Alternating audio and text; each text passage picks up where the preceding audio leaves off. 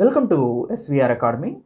నేను AP high court online క్లాసెస్కి సంబంధించి సింపుల్ స్టడీ ప్లాన్ ఒకటి చెప్తానండి. ఈ సింపుల్ స్టడీ ప్లాన్ని కనుక మీరు ఫాలో అయితే చాలా ఈజీగా ఎగ్జామ్ని క్రాక్ చేయొచ్చు. ఆ సింపుల్ స్టడీ ప్లాన్ ఏంటంటే 5 అవర్స్, రోజుకి 5 గంటలు మీరు కేటాయించాలి. 5 అవర్స్ అండ్ 2 సెషన్స్, ఒక రోజుని మీరు 2గా డివైడ్ చేయాలి. 5 అవర్స్, 2 సెషన్స్ అండ్ 5 డేస్. ఒక్కొక్క సబ్జెక్ట్కి మీరు 5 డేస్ని కేటాయించాలి.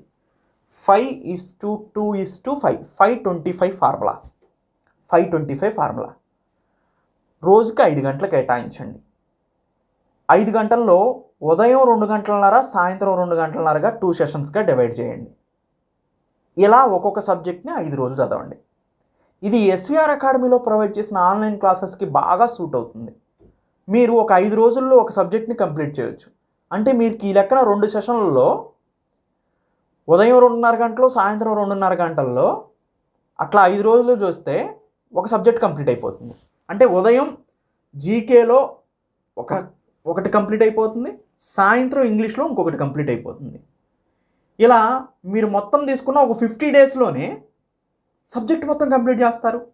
అందుకనే నోటిఫికేషన్ వచ్చే ముందే ఇప్పటి నుంచే మీరు కనుక ఈ ప్రయత్నం చేస్తే నోటిఫికేషన్ వచ్చిన తర్వాత రివిజన్ చేసుకోవడానికి సమయం ఉంటుంది, టెస్ట్ సిరీస్ రాసుకోవడానికి మంచి సమయం ఉంటుంది.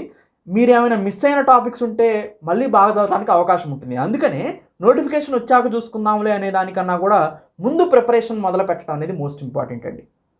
సో ఈ 5:25 ఫార్ములాని మీరు ఫాలో అవ్వండి. 1, 5 గంటలు కేటాయించండి. 5 గంటల్లో ఉదయం 2:30 నుంచి 3 గంటలు, సాయంత్రం 2:30 నుంచి 3 గంటలు. ఉదయం జనరల్ నాలెడ్జు, 12 తర్వాత, మధ్యాహ్నం తర్వాత ఇంగ్లీషు.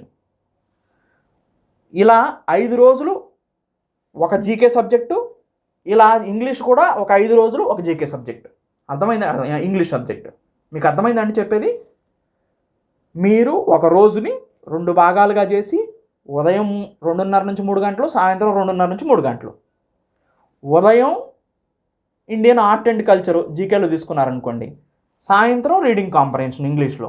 ఇలా ఈ 2 టాపిక్స్ని అయిపోయేదాకా చదవండి. అది 4 రోజులు పట్టినండి, 5 రోజులు పట్టినాయి, 6 రోజులు పట్టినాడు, ఒక రోజు అటో ఇటో. ఇది అయిపోయిన తర్వాత జీకేలో ఇంకొక టాపిక్కి వెళ్తారు, ఇంగ్లీష్లో ఇంకొక టాపిక్కి వెళ్తారు. ఇలా 5:25 ఫార్ములాని ఫాలో అవ్వండి. ఇది మీకు బాగా ఉపయోగపడుతుంది అండ్ మీకు ఒక కాన్సెప్ట్ లెర్నింగ్ ప్రాసెస్ని ఇది బిల్డ్ చేస్తుంది అన్నమాట. Thank you. Have a nice day.